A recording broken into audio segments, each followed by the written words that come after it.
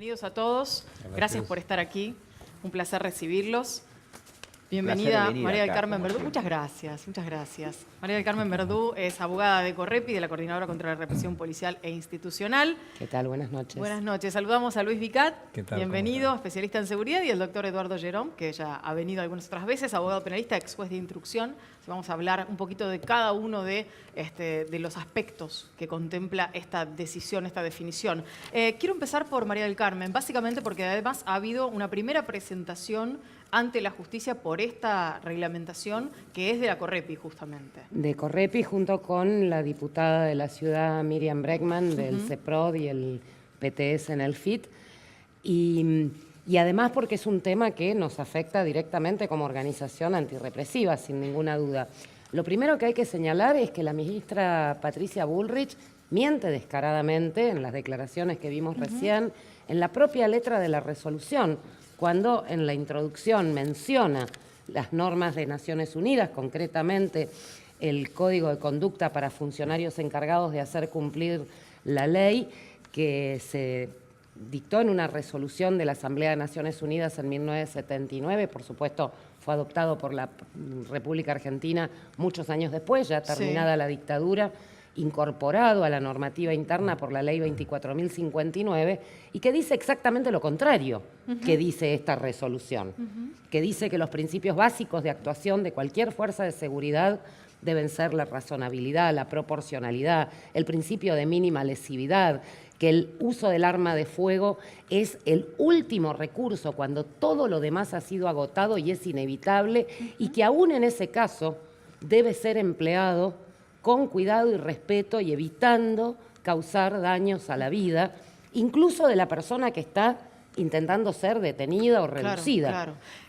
Igual me parece que una de las cosas que hay que tener en cuenta, y que es parte de lo que hablábamos con Nico ayer cuando este tema aparecía públicamente, es que de por medio después está el Código Penal. Digo, se lo quiero preguntar al doctor Gerón, porque digamos, esta resolución o este reglamento no tira por la borda lo que diga el Código Penal ante un eventual hecho de estas características. No, pero incide fundamentalmente. ¿Por qué?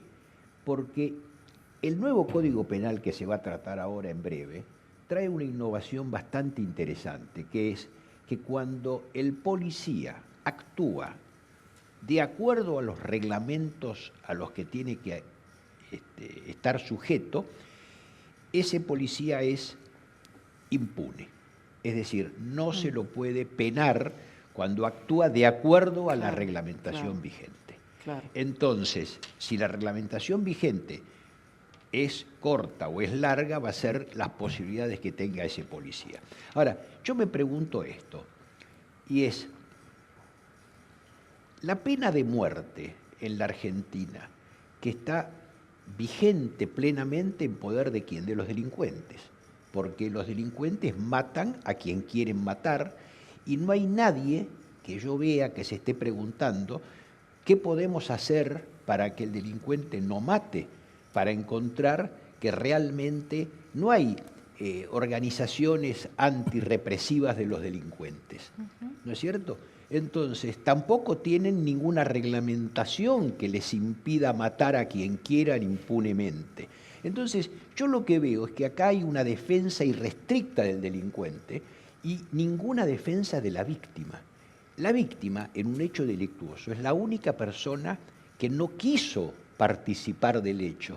Participó en forma absolutamente involuntaria porque hubo un criminal que le eligió de víctima y la mató.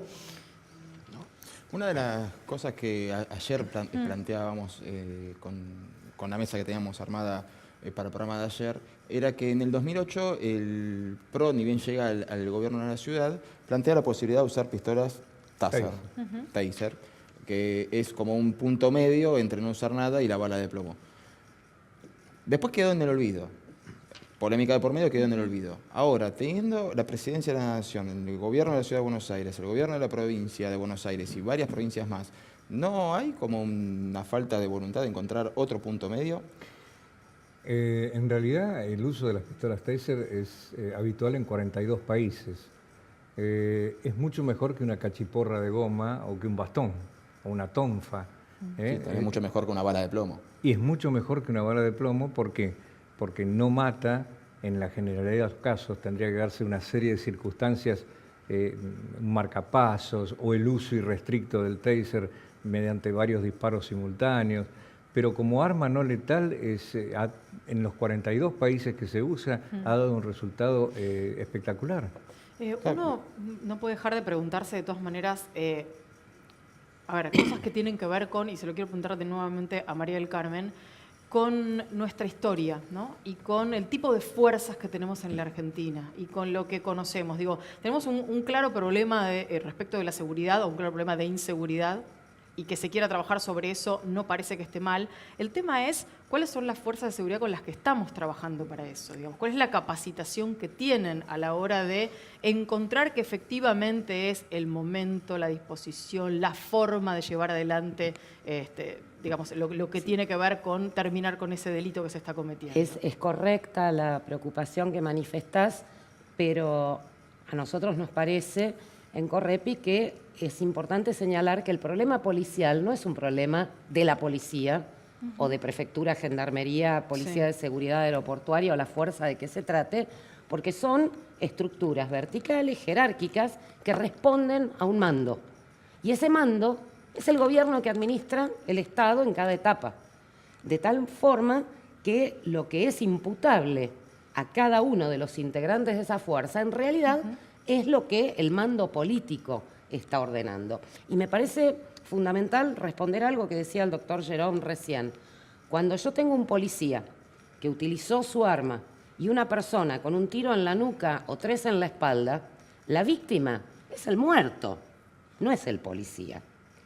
Y las organizaciones antirrepresivas no tenemos que dar soluciones frente a lo que es tarea del Estado en materia de prevención de delitos, de robos, de hurtos, etcétera, sino que existimos para señalar y denunciar y organizarnos con toda la fuerza del campo popular frente a lo que es la represión del Estado, que tiene un doble juego de responsabilidades cuando se comete un delito desde allí. Porque si yo tomo un arma cualquiera y mato a alguien, cometo un delito de homicidio y supuestamente, si todo funciona como debe ser, voy a ser sancionada, castigada, penada, como corresponda. Pero si yo eso lo hago desde el lugar de funcionario público, con el uso exclusivo de la fuerza como tienen los representantes, los integrantes del aparato represivo estatal, hay una doble violación. Por un lado, ese delito común, homicidio, lesiones, lo que fuere, pero por el otro lado hay una violación a los derechos humanos cuyo único sujeto activo es el Estado. Y esa es la gran diferencia, ese es el motivo por el cual hay una pena diferencial en el Código Penal, cuando el que mata es un policía que mata con abuso de su función o de los recursos que el Estado ha puesto a su disposición. Creo que el doctor tenía algo para aportar. Lo que escucho, y precisamente cuando se habla de que es el Estado quien debe prevenir, el Estado quien debe reprimir, bueno, precisamente el Estado previene de esta manera, previene reglamentando una situación que, por otra parte, esto no es ningún gatillo fácil ni nada por el estilo. Esto es una reglamentación que admite que la última instancia va a ser el uso de un arma, que podrá ser esta arma o podrá ser la que dice el comisario, de acuerdo a la cual se utilice. Pero lo importante creo yo, que es que este estado de cosas como está ahora no puede seguir. Evidentemente, la situación ha superado todos los límites. La inseguridad campea, nos asola a todos los ciudadanos. Entonces, si este sistema no funciona, me parece perfecto que la autoridad de prevención diga, vamos a cambiar. Y yo leí la reglamentación y no hay absolutamente nada que pueda lindar contra la Constitución Nacional. De hecho, hay países, muchos países, que tienen normas parecidas. Quería preguntarle a Vicat, Si la memoria me falla, en los últimos 20 años pasamos de Policía Bonaerense 1, Policía Bonaerense 2, fusión de las dos bonaerenses, Gendarmería en el conurbano, Gendarmería en operativos antidrogas, Policía local. disolución de la Policía Aeronáutica, creación de la Policía de Seguridad Aeroportuaria y sacar la Superintendencia de Seguridad Metropolitana de la Federal y pasarla a la Policía de la Ciudad, que ya tenía su propia policía. ¿No nos hace falta una buena política de Estado a largo plazo en la cual haya como un compromiso de decir, bueno, esto van a ser nuestras fuerzas de seguridad, mantengamos algo por más de 4 años? No solamente a nivel de policializar el conflicto de la inseguridad, a nivel de la estrategia de las políticas, del diseño de la política de seguridad, hace falta continuidad. Si no, estamos como en México. En México la Procuraduría General de la República cambia con el presidente. Entonces, ¿por qué ganó el narcotráfico en México? Porque los abogados de la Procuraduría General de la República, cuando le falta un año para retirarse y volver al llano y dejar su custodia y su auto blindado, reciben una pequeña visita de algún cártel. Dicen, no, dentro de un año vas a estar en la calle de nuevo.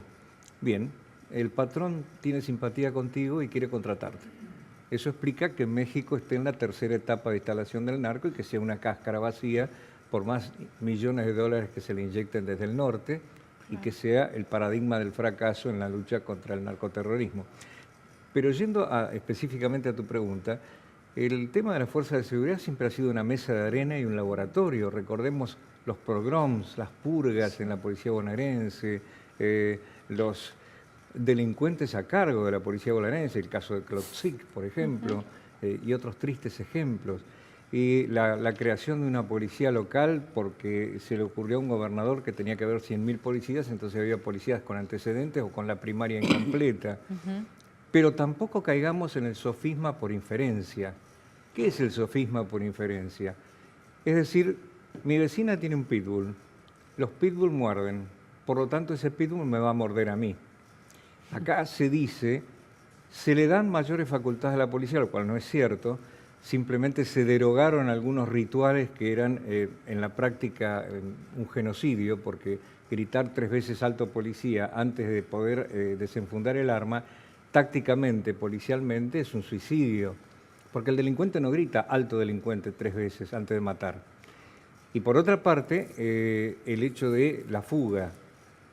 Se ha dicho acá, no hoy, pero lo he escuchado varias veces, que la ley de fuga que se va a aplicar por esta horda de policías asesinos que están deseosos y babeantes esperando estas facultades para salir a matar inocentes, que es una sofisma por inferencia, porque el pitbull es malo, todos los pitbull son malos, hay que matarlos a todos.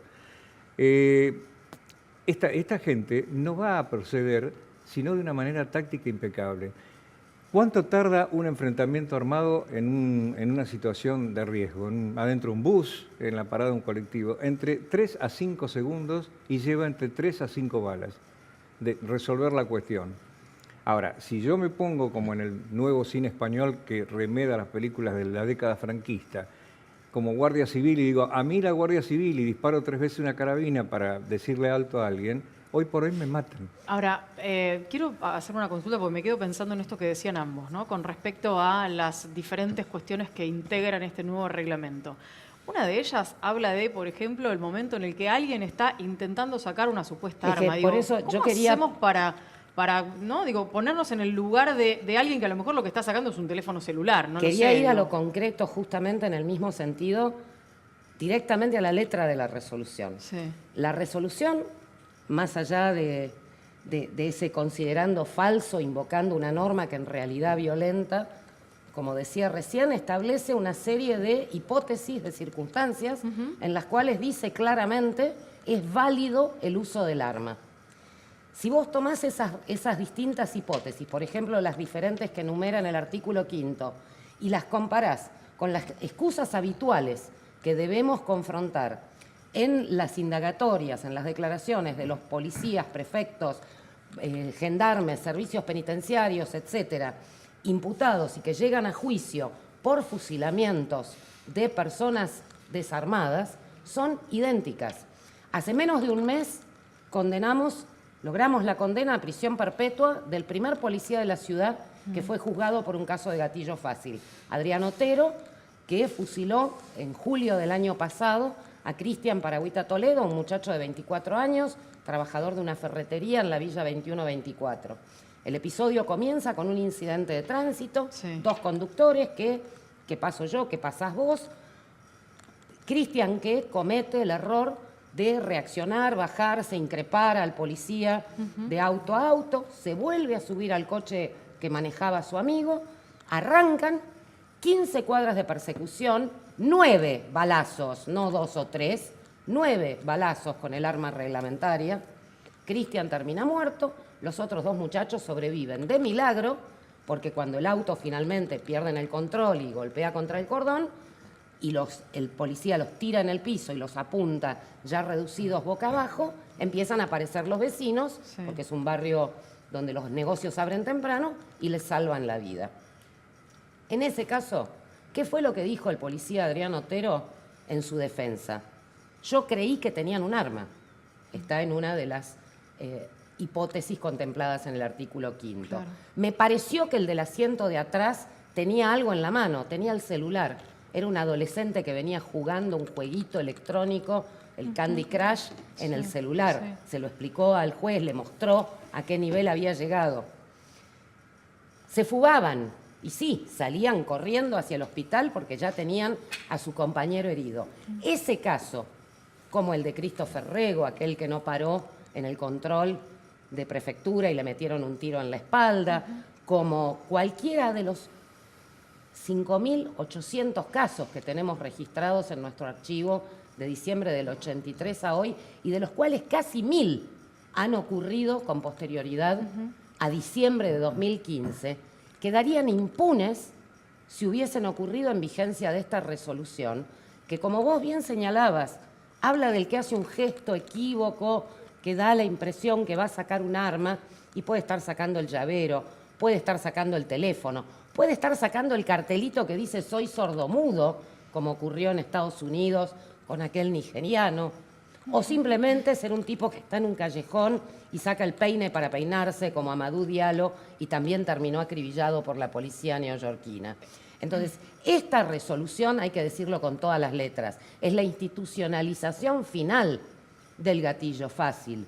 Si el caso Chocobar fue la legitimación del gatillo fácil en forma pública, pero no formal, esta resolución, firmada por la ministra Bullrich, pero bancada por todo el gobierno nacional, porque esto no es una iniciativa individual de ella, es la conversión del gatillo fácil en ley. Quiero un cierre de cada uno de los otros invitados para este tema con sus visiones y sus posturas. Creo que todo lo que dice esta reglamentación no es un caso de gatillo fácil, ni mucho menos, sino que simplemente brinda para circunstancias extremas armas a la policía. Cuando hablo de armas, hablo de posibilidades a las fuerzas policiales para evitar ser muertas y para defender a los habitantes. Pero además, cuando yo escuchaba la enumeración que se hacía, siempre es de gente que se escapa de un control, gente que no quiere ser detenida, gente que realmente no comparece, no se presta a la autoridad. ¿Y pena Porque de muerte para eso? si alguien está dentro de la ley, no le va a pasar absolutamente nada. Haga el Doctor, gesto ¿y si que alguien se haga. asusta, ¿qué hacemos con eso? Porque uno no sabe cómo reaccionar. ¿Ustedes se acuerdan de Alejandro Miravete? ¿Te acordás de Alejandro Miravete? Tenemos que ir cerrando, En el Canadá, por ejemplo, en el Canadá, que es una sociedad en orden, de mucho orden, no se puede una persona acercar a menos de 15 metros de un agente policial, porque entonces este hombre está capacitado para tirar en su defensa. Esto no es solo de la Argentina, esto pasa en muchísimos países del mundo. Y entonces, si hacemos, la última, es preguntémosle a la sociedad entera quiere, por una gran mayoría, que se termine la inseguridad y está a favor de esto. Picat. Me parece que sí, que estamos ante un caso de gatillo fácil, pero al revés. El gatillo fácil va a dejar de ser de los delincuentes a través de toda esta serie de medidas que facilitan una pronta reacción policial y la neutralización eventualmente de quien es victimario. Me parece que para la sociedad va a ser bastante positivo. Gracias por haber venido. Al Y gracias por contrario. prestarse también al debate.